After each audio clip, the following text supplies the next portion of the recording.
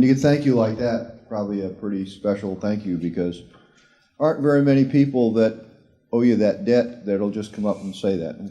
We're glad to have been there to do that for you. I say that from the heart for all of us. He doesn't need any introduction, so I won't. Darrell.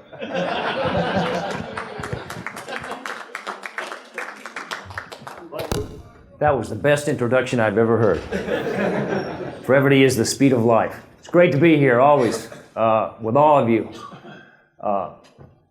It's a special friendship that we have, and I'm particularly glad to see so many guys like Rick Atchison that I flew with, Howie Pearson, all my buds from NKP. I'm really glad to see we've got some guys here, no mix. Imagine that. A couple young A-10 drivers over here flying the best airplane in the Air Force. Is that right? Paid political advertising. Got the best job in the Air Force. Captain on flight status. Imagine that. And I can only hope that back in our days, we were at least as good looking as these guys. Okay, we're going to talk a little bit about Southeast Asia. Great presentation that we just had. The general kind of brought a couple things home here. Let me point out what he was talking about here. This is a map of Southeast Asia, pilot's view, okay? Third dimension, that's what we did. We worked from the third dimension. And when we talk about the Vietnam War, that's really kind of a misnomer. In fact, when I talk about it, I don't talk about the war in Vietnam. I talk about the war in Southeast Asia. Because while most Americans who served over here in Vietnam, the reality is the conflict that we were involved in was merely one chapter in a longer war that swept across all of Southeast Asia for many, many, many years, beyond and before us, okay? And as airmen, we were involved in all of these areas. I put in airstrikes in northern Laos. I put in airstrikes up down around Dong Ho. I hit the Ho Chi Minh Trail. I did airstrikes in Cambodia. I did airstrikes in Southeast Asia. Because air power can go anywhere. It doesn't respect boundaries. It can go where you need it to do. And so that's what I want to talk about a little bit today. I want to talk about this thing out here that ran down through Laos called the Ho Chi Minh Trail. I think this is the key event of the war. The general said that Douglas Pike in his writings talked about the Battle of An Loc, which is down here, as being the key battle of the war. I see it a little bit differently. I think the key battle of this war took place right here in southern Laos. This is the key terrain. If you own southern Laos and you control it as the North Vietnamese did, you can move your forces in any direction, and that's exactly what their strategy was, and that's what we're going to talk about. And the key battle that occurred, in my opinion, in this war took place right here at a place called Chapone in 1971. Now, if you take your fingers, if you can do this, we'll try to do this. Okay, we got Hanoi up here in the north. You put your other finger down here on Saigon and you draw a line straight through. About halfway down is this place called Chapone. And that is where, in my opinion, the key battle of the war took place. So that's why I want to talk about the Ho Chi Minh Trail, because it's so key to this war. And we forward air controllers, we were very involved in this. Throughout the war, we tried to use air power to control the Ho Chi Minh Trail. It didn't work. It was a failure, and that's a fact. It wasn't because of our efforts. It was because it was the wrong weapon. The general talked about being in a bunker down here in An Loc, which is right there, 40 miles from Saigon. He's being engaged by North Vietnamese tanks. Where do you think they came from? They came from China, Russia, down through here, down along the trails, all the way down through there, got to there. At any place, if we could have found them, we would have destroyed them. But we couldn't find them. They were that good. And he engaged them down here in this battle right there. I think that says it all right there, the scope of our failure. But throughout the war, we brought in our air power, primarily in Vietnam, also over here in Thailand. And forward air controllers, we were the pointy end of that stick. We had bases at places like Nakhon Phanom with the 23rd TASS. We also had detachments down here at Ubon. We had the 20th TASS down here at Da Nang. They were flying out of all kinds of forward locations, attacking the trail from the east. We came over from the west. Down here we had the 19th TASS flying the OV-10s and O2s, hitting the southern extremis down here in Cambodia. And of course we had forward locations up here with special forces. They were going in and doing quite a bit. So our attempts to shut down the trail was very extensive. The North Vietnamese realized early on that if they were going to take over the south, they had to get stuff down there. And this was one of their main conduits to do it. They started in 1960. The operation was run by a group called Group 559, and they were pretty good at what they did. One big slide. I'm sorry, I apologize for this, straight from Air Command and Staff College, but this is, I got to show you the algebra of all of this. The war against the trail. Us, U.S., all our allies, South Vietnam, Laos, Cambodia, and Thailand, they were all on our side. Them was the North Vietnamese and the Soviet Union and China and all the communist bloc, giving them all kinds of goods. Our objectives over there throughout the conflict primarily was to stop infiltration from the north. We wanted to get out. Kind of sounds like today, doesn't it? And South Vietnam, of course, they wanted to survive. It was a defensive mission. The North Vietnamese, they wanted to unify North of Vietnam under their control. That was their offensive and strategic objective. That's what they were trying to accomplish. The geography of the region was such that Laos was the middle of all of this. Well, we solved the problem of Laos in 1962. President Kennedy signed a treaty that declared it neutral. Problem solved, political solution to the problem. Only problem was nobody observed that neutrality. The problem was that the enemy immediately moved in there and began to exploit it.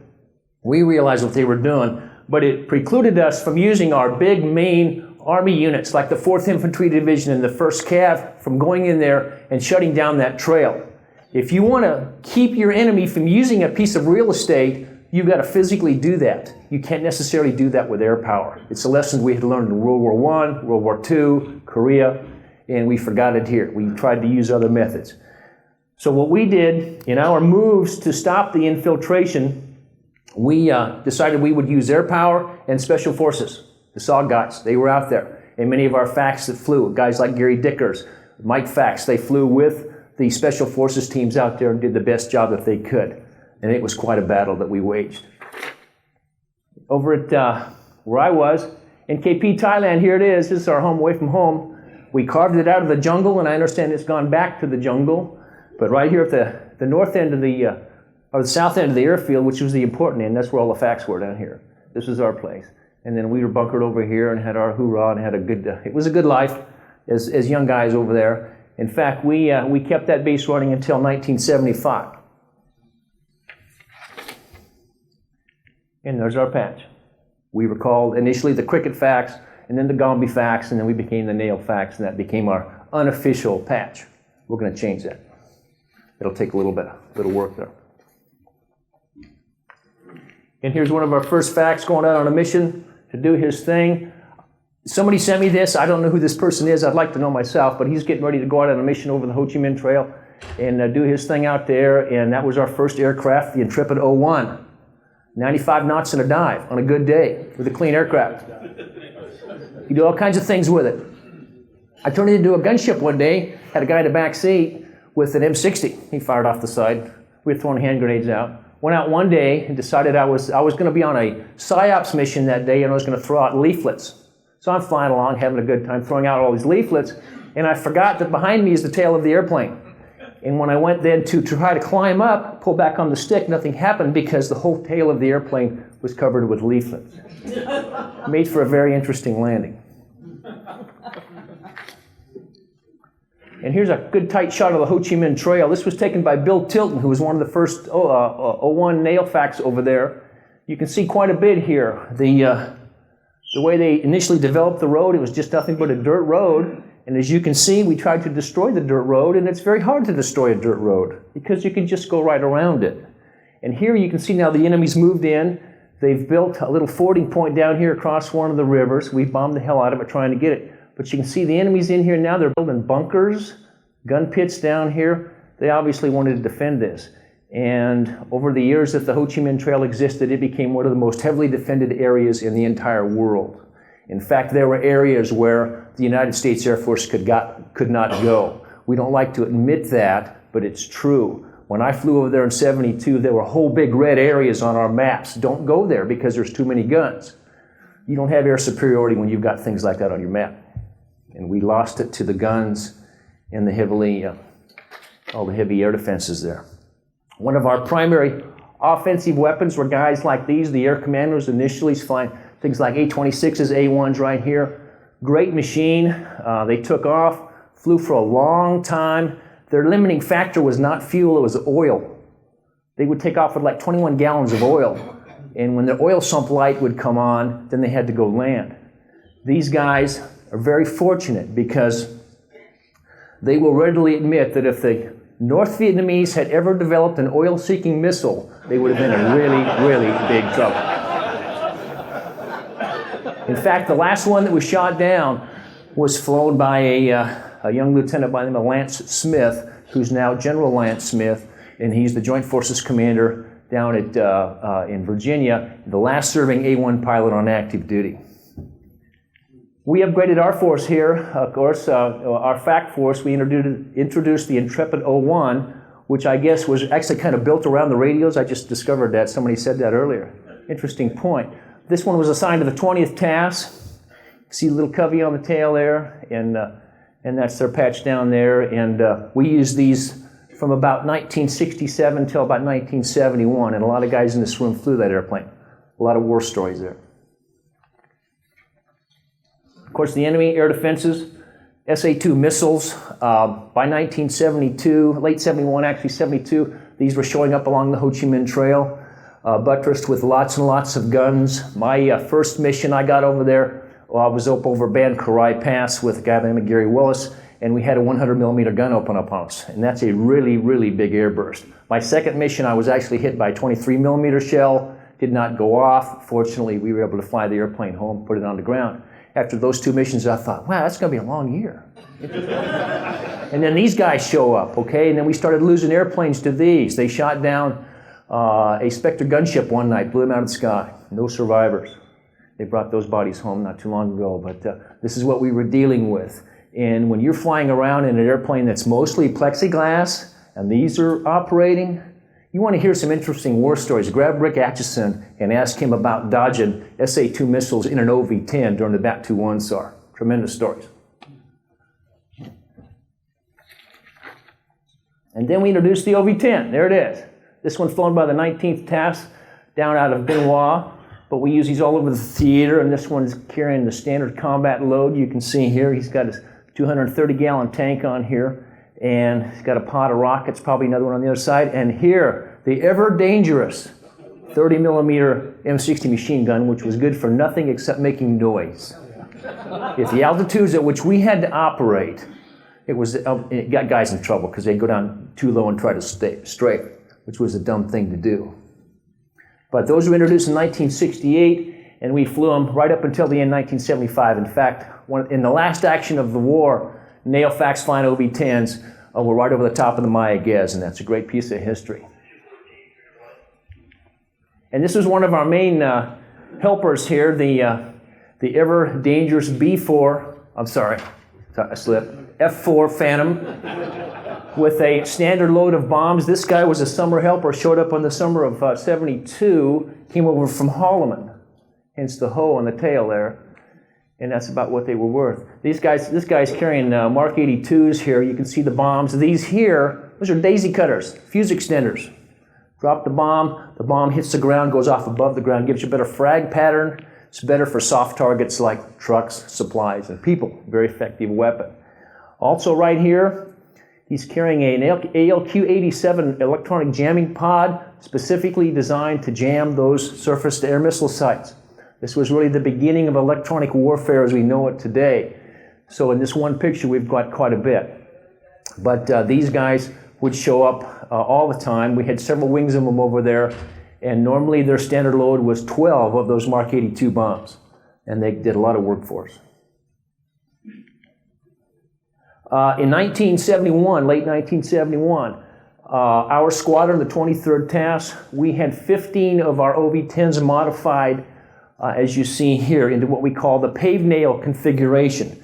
We took our airplanes and we put some really sophisticated equipment on there, sophisticated for its time. We put a laser designator pod on here. We brought in guys like Rick Atchison and a bunch of other dudes who were really smart guys, and they figured out how to make this thing work. This system here initially was designed for finding things on the ground, but it could also laze a target with a laser beam, and then we could then drop a bomb that would fly precisely to that point.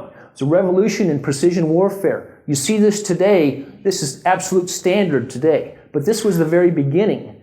And then we took, and we also put on the airplane a LORAN long-range navigational device. That's the antenna back there. and it gave us a more precise way of navigating and finding things on the ground. In fact, when we tied the two systems together and started getting the systems to talk to each other, we discovered that in many cases the maps that we were using were inaccurate. So that created a whole other series of problems. But this was the beginning of the precision revolution that you see so much today. We also found that it was tremendously applicable in search and rescue operations. And our squadron become heavily involved in doing those kind of operations and brought a lot of guys home using this technology. Today, of course, we've got what they call the lightning pod and the sniper pods and all those things. And anytime you see those really sophisticated videos on TV of guided bombs, this was the first generation of all of that. And it was really, for us just there, given these airplanes, we didn't realize what it was we were dealing with until later on when we saw where it all ended up. So it's tremendous. This is a revolution in military affairs right here. And of course, our biggest weapon were the B-52s, the arc light strikes. Targeted a lot of these while I was over there. This is a B-52 strike going in. Normally, when the B-52s came in, they operated in cells of 3. Each one of them carried 106 of those bombs that I just showed you. The targeting box for a B-52 strike was 1 kilometer by 2 kilometers. And when those bombs just start rippling through there, you would do a tremendous amount of destruction. And we put those all over Southeast Asia. In fact, North Vietnamese writings later on talked about that was the weapon that they most feared because it was just absolutely devastating.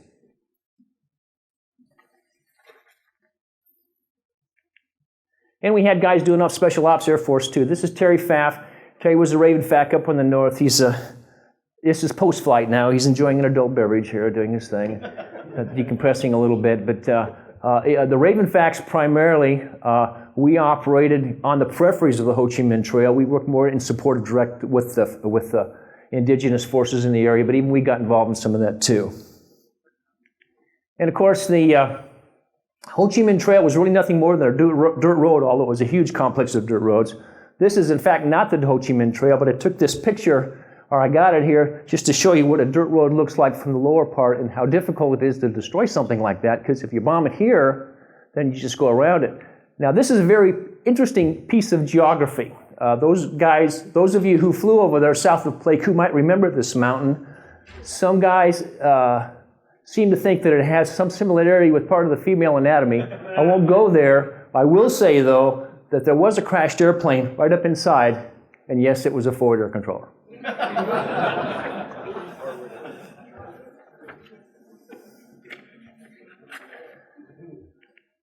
And here's the Ho Chi Minh Trail.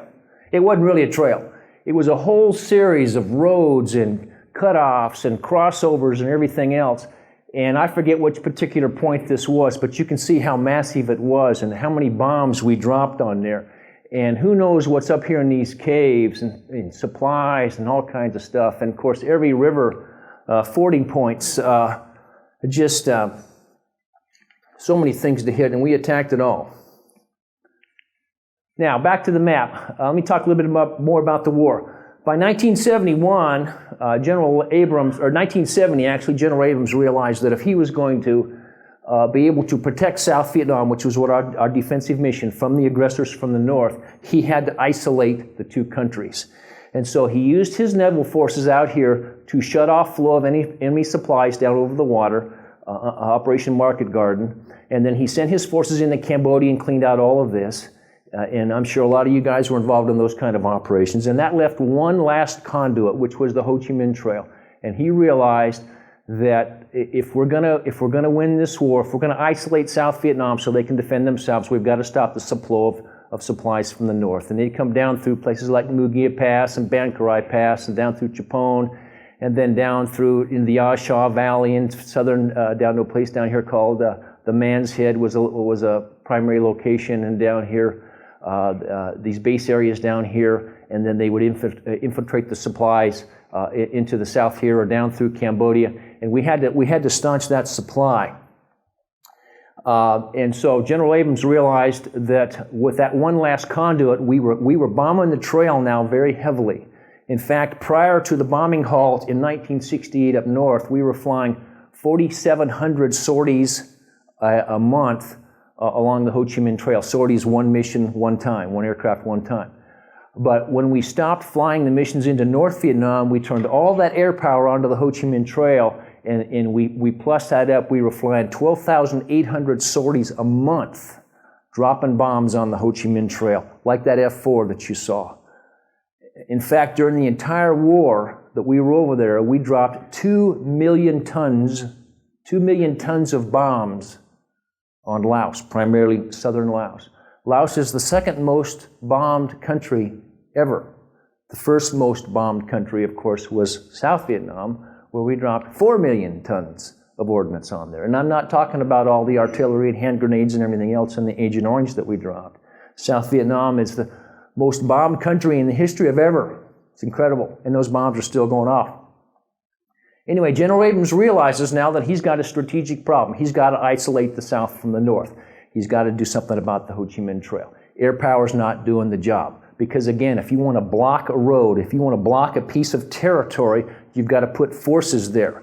He can't send in U.S. forces, although he was doing it covertly, but never with enough strength to do that. In fact, we've got some guys here. Gary Dickers flew support for those guys. Blaster, where are you?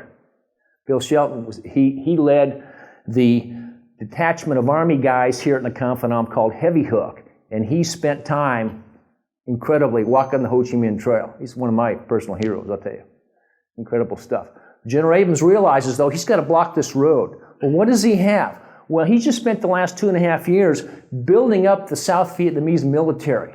They used to be a joke, you know, and many people, when they write about them, they talk about them to this day, they talk about the South Vietnamese military in very, very bad terms. But I'm here to tell you, by 71, 72, when I was over there fighting, they'd gotten pretty good. Why? Because they had to fight. They had no other choice. And so he gets the South Vietnamese leaders to agree to putting forth a force into Chapone of South Vietnamese forces to block the Ho Chi Minh Trail. And this became the great Battle of Lam Son 719. And of course, when they went in there with lots and lots of air support. Any FACs in here flew Lam Son? Yeah, you betcha. It's a tremendous operation. Unfortunately, the North Vietnamese realized that if they lost this battle, they would lose the war. So they threw everything they had at this. And at the point where things really came to a head, when they actually put forces into Chapone, the South Vietnamese leaders decided they'd taken too many casualties and they decided to pull out, gave that trail back to the North Vietnamese. And the next season, in late 71, early 72, under what we call the commando hunt campaigns that we ran with air power against the trail, that was the hottest, most dangerous campaign ever, because the North Vietnamese were once again flooding the trail with supplies coming south to launch the great offensives that General Omer just talked about, where in 1972 they attacked down here through Dong Ha, Quang Tri, through the middle of the country around Con Tum, Pleiku, and down here in the south, and they became very rich targets for all of us forward air controllers. And I mean, we were blowing up convoys at their time. But the fact was, we had lost the battle for the Ho Chi Minh Trail, and that's the historical fact. Air power couldn't do it. It was the wrong weapon. Later on, after we pulled out, we had not left the South Vietnamese with the equipment and organization that they needed to attack the Ho Chi Minh Trail. So by 1973, 74, and 75, after we had left, the trail was unassailable. It became a super highway, in some cases 4 lanes wide, all weather, bringing those supplies north. So that in 1975, when the North Vietnamese came south to attack, this time they brought 22 divisions that moved down into the south, linked up with the local roads, and in fact the North Vietnamese built another parallel road inside South Vietnam right down through this area here, and it gave them all the strategic mobility that they needed to move their forces to overwhelm the South in 1975 and win the war. Now, to this day, the North Vietnamese have never openly acknowledged the fact that they had violated the neutrality of Laos during the war by building this series of roads. In fact, what they do, if you go there and you say, I'd like to see the Ho Chi Minh Trail, they take you to that last road that they built down here. Always deception. North Vietnamese, masters of deception. And that's what we were dealing with. So all the things that we did, here's another shot. Massive, massive numbers. You can just see bombs, craters everywhere. And in fact, I've seen pictures taken just recently of these very same areas. Still, bomb craters everywhere. things just won't grow over the bomb craters. Some of them are also fish pools. They're using those. And in fact, a lot of these bombs are still going off. It's very dangerous over there. And the good news is most of us got to come home. Here's Gary Dickers giving us a proper sign as he's flying his last mission, getting ready to come home. But not everybody came home, and I'd like to show this picture when that helicopter crashed on a rescue mission. 6 really good guys died.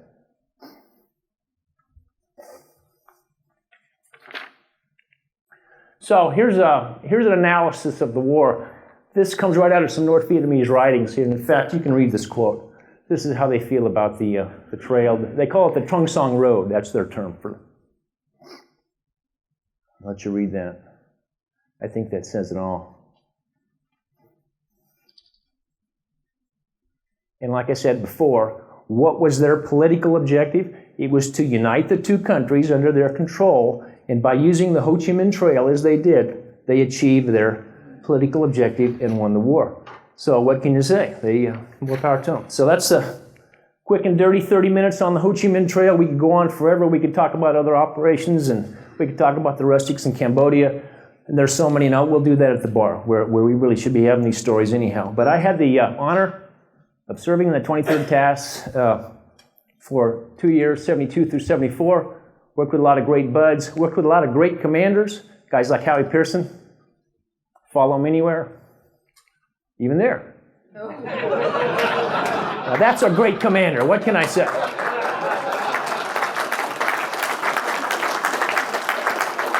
So that's 30 minutes on the Ho Chi Minh Trail. Cool. Can I make just a couple more comments? We only if you come up here. Darrell, yeah, I'll switch that back. Go, what are we going? Back to you? You want to see yourself? Let me see if I can make it go back. There you go. That's gross. Oh,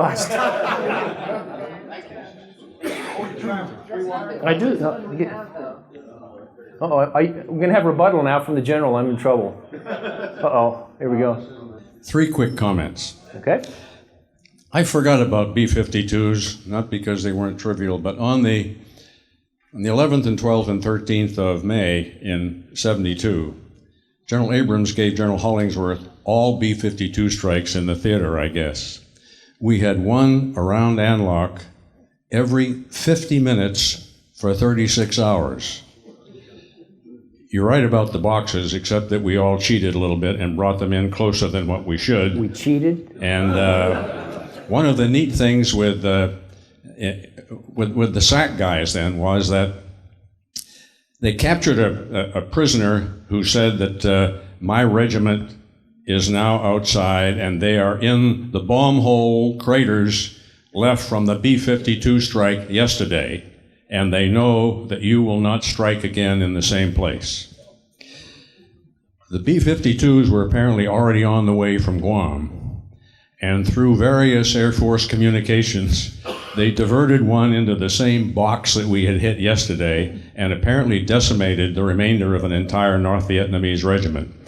There were 36,000 North Vietnamese soldiers and 2 tank regiments and a whole bunch of anti-aircraft involved in that particular thing. That's the first item. Secondly, maybe you did better, maybe we did better on the Ho Chi Minh Trail than we thought. In 1990, I went to Moscow. And in Moscow, I was then in my second career, and I was over there talking to them about leadership and management and the change from their society to a democratic commercial society. And we were taken out to dinner, and we had dinner with 4 members of the Politburo, one of whom was the Soviet logistics advisor in Hanoi during 1971, 72, and 73. And he said, we could not have continued to supply them for another 6 months. We were putting in 12 people on the Ho Chi Minh Trail and getting out 1 at the bottom. For every 12 rounds of ammunition, we were getting 1 out of the bottom, and he said we couldn't have gone on there for very long. So we were doing a little bit better. At the end of the war, we had the Kissinger Peace, and I was one of 9 colonels who were the U.S. representatives to the Joint Military Commission. Each one of us had an area, and we had counterparts. I had a North Vietnamese colonel. I had a South Vietnamese guy, I had a Viet Cong guy, and I had myself. And the North Vietnamese colonel and I had an interesting discussion. We were talking about the war and so forth, and I said, Colonel, you got to realize, and by the way, his English was at least as good as mine, and he knew more American history than I did. He'd also get the front page of the Washington Post and the New York Times somehow every day. I got the Pacific Stars and Stripes once a week. That was the thing that I had. And I said, but I said, you must remember that you never won. During the entire 9 years, you never won one battle above platoon level. And he said, Colonel, you're exactly right, and it doesn't make any difference. We won in your newspapers. And he, of course, was right. So those were interesting kind of things. Now, my last story about Vietnam is I went over on a semi-clandestine mission about a year after all of us were out of there to check on, see how the South Vietnamese Army was doing. And Air Force. And there were 4 of us, all of whom had spent, like we had, a couple of years with the Vietnamese during the time. And I went out to 3 Corps. By the way, we checked all their weapons. They were in better shape than I'd ever seen. The Vietnamese Army was doing a good job. They did a good job in An Loc. They've done another thing. And there's a book recently out by Louis Sorley called Reassessment of ARVN that categorizes this really well. But as I went into the 3 Corps area, I was talking to the Corps commander, General Min. And he said, we know that you have promised to come to our aid if the North Vietnamese violate the treaty. And he said, they are already violating it.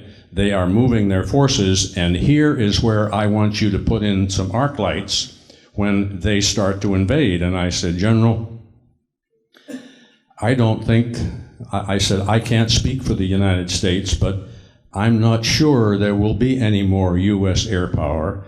And when I said that, his face changed from a dark bronze color to just as white as your shirt down there. And he was absolutely shaken.